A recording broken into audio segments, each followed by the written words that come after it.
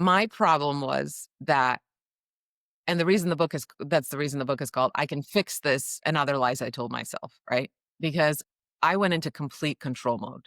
I was trying to completely control the situation. First of all, I was scared because he had told me that he had thought about suicide. And so, once a parent hears that, your whole world changes and you're living in constant fear. And that fear throws you into, well, now we got to control the crap out of this. Um, and so I went into control mode.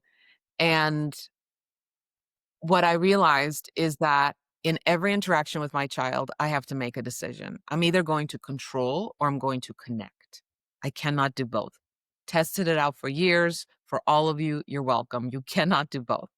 And so once I made that difference in those moments where he was isolating or he was screaming at me, once I stopped trying to control the situation and just thought, how can I focus on connection?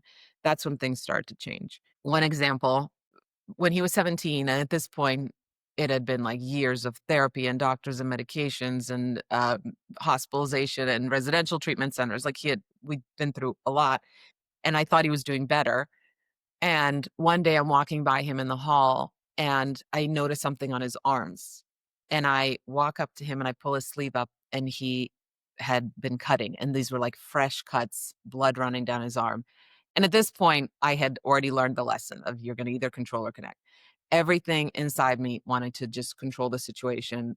Everything inside me wanted to go, oh my gosh, what's going on? I thought you were better, blah, blah, blah. That just even approaching kids with that energy, even if what we're saying, the words we're saying, we think are the right words or like comforting words, if we're coming with that control energy, they're going to isolate even more, right? And so in that moment, everything in me just wanted to go, oh my gosh, we got to get him help and blah, blah, and what does he need? And I'm going to ask him a million questions. And instead, I was like, okay, you got to make a decision right now. And so all I did was I just said to him, do you want to meet me in your room and I'll help you clean that up? And he nodded. He was like, okay.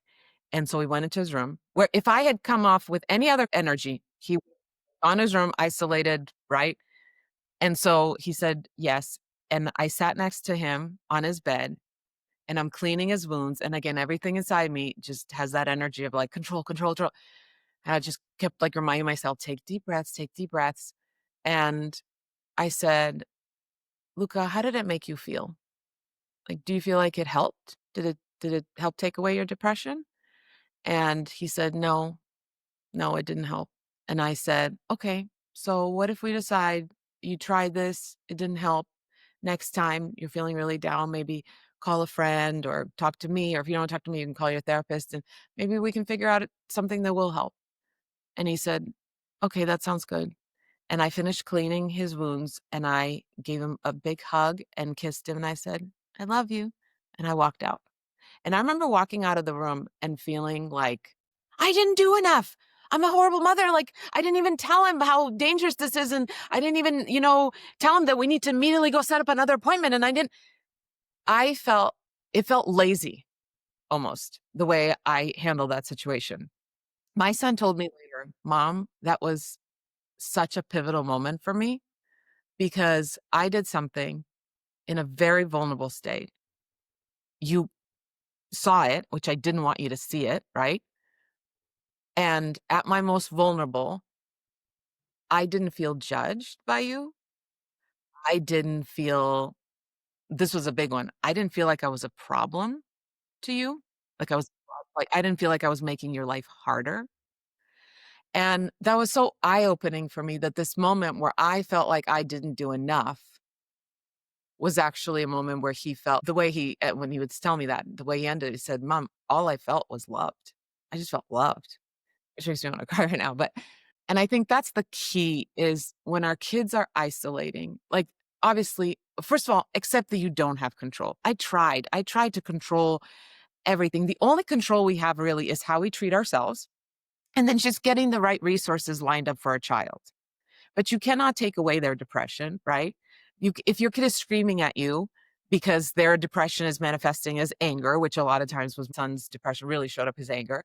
If I tell him stop screaming at me, I've never ever in real life seen where a kid is screaming and the parent says stop screaming and the kid goes, okay, I'm sorry, Mom. Like it doesn't work, right? Like, they need that connection, they need to feel safe, they need to feel loved, and I'm not saying that means that any behavior is just like, "Okay, whatever, acceptable," but if we don't have that base of connection, nothing we say or do is gonna work. And so, just finding those little moments, and also, like, one of the things I started doing with him that really made a difference, I would say to him, "How can I best support you today?"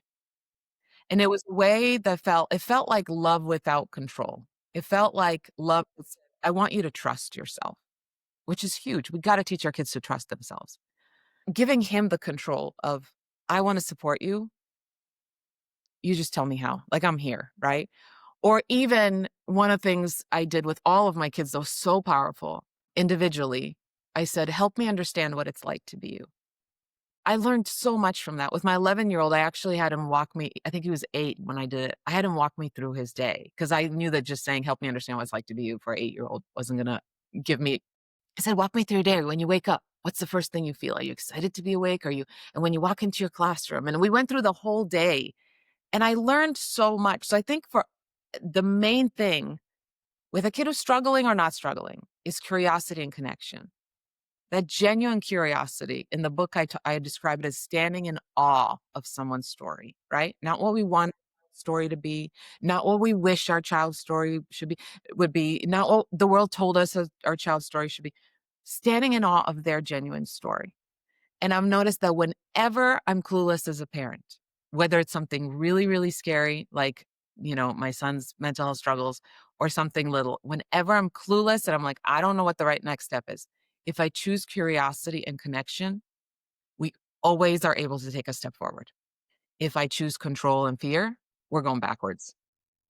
And that is something I still struggle with because it's really hard not to live in fear when your kid is struggling.